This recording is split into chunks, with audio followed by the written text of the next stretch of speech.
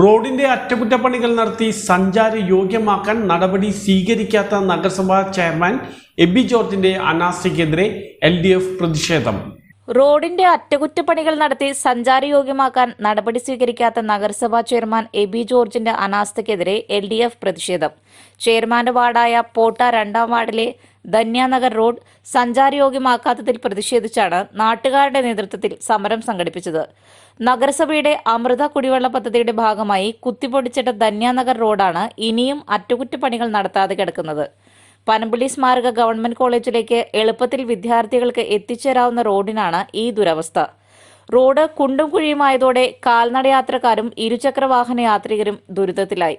Chairman അലസത മാറ്റി road സഞ്ചാരയോഗ്യമാക്കാൻ വേണ്ട നടപടികൾ സ്വീകരിക്കണമെന്ന് സമരക്കാർ ആവശ്യപ്പെട്ടു. CPIM ഏരിയ കമ്മിറ്റി അംഗം KB ഷബീർ ഉദ്ഘാടനം ചെയ്തു.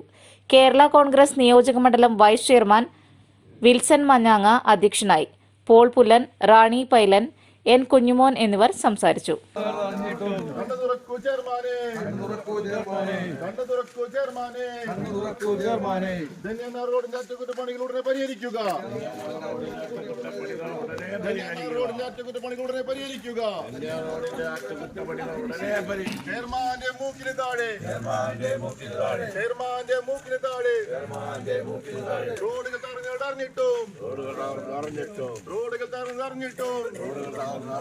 പ്രതികരിക്കാത്ത ചെയർമാനെ രാജിവെച്ചു പുറത്തു പോകും.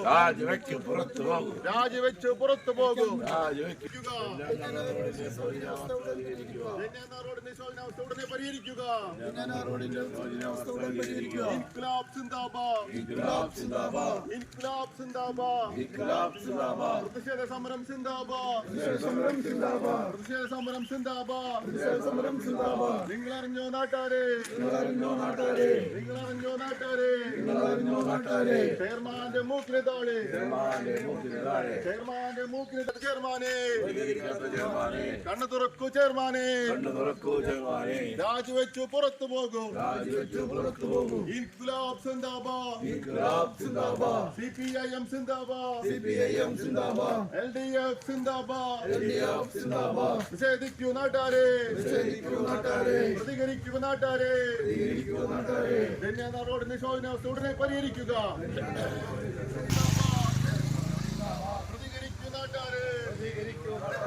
പ്രതികരിക്കൂ നാട്ടാരെ. പ്രതിഷേധ സമരം സിന്ദാബാദ്. ചെയർമാന്റെ മൂക്കിന് താഴെ. ചെയർമാന്റെ മൂക്കിന് താഴെ.